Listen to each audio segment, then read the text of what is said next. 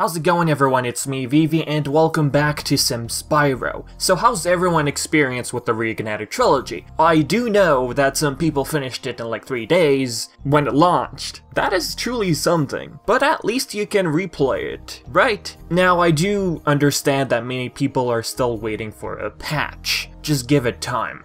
So for this one, folks, let's go back in time. Do you guys remember the whole extra orb challenges thing from GameInformer's article on Spyro? Let me read it again. Spyro is back in the Reignited Trilogy, PS4, Xbox One on September 21st. That's cute. The game contains Spyro the Dragon, the misspelling, I remember it, Spyro 2 Ripto's Rage, and Spyro Year of the Dragon. Developed by Skylanders creator Toys for Bob, these titles are augmented with revamped graphics, full analog stick controls, new orb challenges, and more. New orb challenges and more. Who, what, where? What were they talking about? The trilogy so far only showed us revamped graphics and controls. No such thing as extra challenges or whatnot. So two things here, folks. It could have been a mistake on their part, but really this is GameInformer. Does mistakes happen usually when covering a game? The percentage likeliness of that being a mistake, I'd say is 10%, but what I truly believe is this.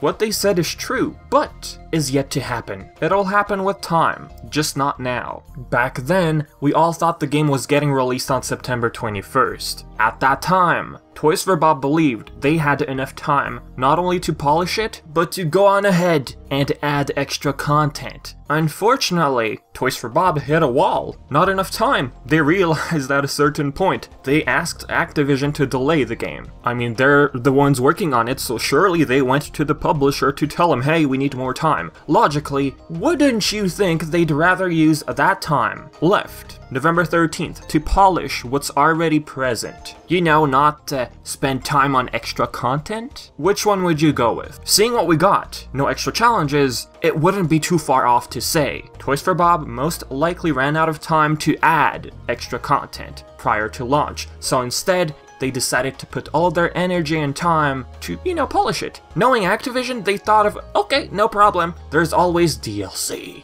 Not to mention, okay, a bit off topic here, 20 extra US dollars to unlock nitrous oxide day one. I understand the extra skins and other upcoming digital bonuses, but I mean, knowing that nitrous oxide is unlockable in CTR through Adventure mode, $20 extra, I don't know. You also have to consider the fact, $40 for one remade game. Spyro and Crash were talking about 3, and they had the same price tag. So whatever these upcoming bonuses are for that game, I'm expecting a lot. Anyways, back to the point, folks. Remember me speculating female dragons? That too didn't happen despite Toys for Bob heavily hinting at it at E3. The question was brought up, and they replied by saying we want to leave some surprises. But guess what, everyone? It was soon explained by someone, a concept artist. One of them, that Toys for Bob did consider female dragons. It never got through. According to one of the character designers at Toys for Bob, Devon Cady-Lee, the idea of having more dragons, female especially, was thought of, but I guess they scrapped it for some reason. Time constraints, was it? Glass Blowing Artisan Dragon on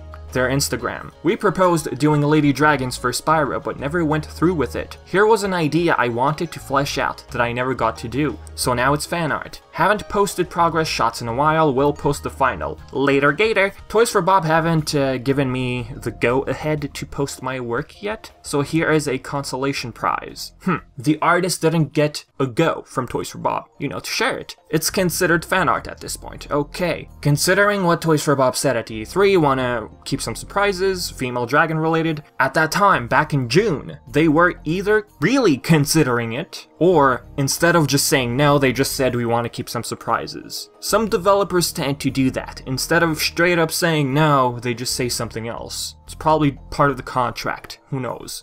And do keep in mind, this surprises thing was 3 months prior to the original slated release of September 21st. But really, would they scrap the idea of female dragons 3 months prior if that idea was being considered back in June? Unlikely, I guess? Would 3 months have been enough to develop, say, a new homeworld, extra realms, for Spyro 2, 1, thus explaining what we saw in GameInformer? Is it even possible if Toys for Bob were to go back to the idea of female dragons, especially this design? although now considered fan art. I do believe TFB, short for Toys for Bob, in the back of their minds, had the intention of adding extra content somewhere within the trilogy, and I know where. The Doran Artisans. Nope, it ain't just decoration, folks. Charging into it makes it shake. High possibility, or just way too obvious? You do see something through the cracks, but it's just a wall. Nothing there yet. Toys for Bob was thinking either of new levels, / realm, whatever you want to go with, hence the shaky doors. So with that, everyone, just the door itself, that's too obvious. We should be expecting new content soon. Or maybe not soon, maybe what time? It could take a while. If this is 100% true for Spyro 1, then GameInformer was indeed right about those extra orb challenges, but for some reason, either due to the delay or something, they just decided to leave it for afterwards. It just so happens we didn't get those extra challenges day one. It could be a while before we even get such a thing. Think about this. Toys for Bob ran so much out of time, they had to outsource Spyro 3 to Sanzaru, but of course with supervision. For the time being, they could be working on patching out the issues the trilogy has. Don't forget, Vicarious Visions made future tints for Crash Warped, a level which has the same exact feel as the usual Crash games, but of course with a layer of challenge. It took almost a year to get a new level for Crash Warped. Until then, they just sorted out the issues. So for those wondering, no, inputting the code at the start menu for Spyro 2 does not unlock CTR. Remember when you pressed the L1, R2, and square, you would unlock CTR? I really thought Toys for Bob would do the same exact thing Vicarious Visions did.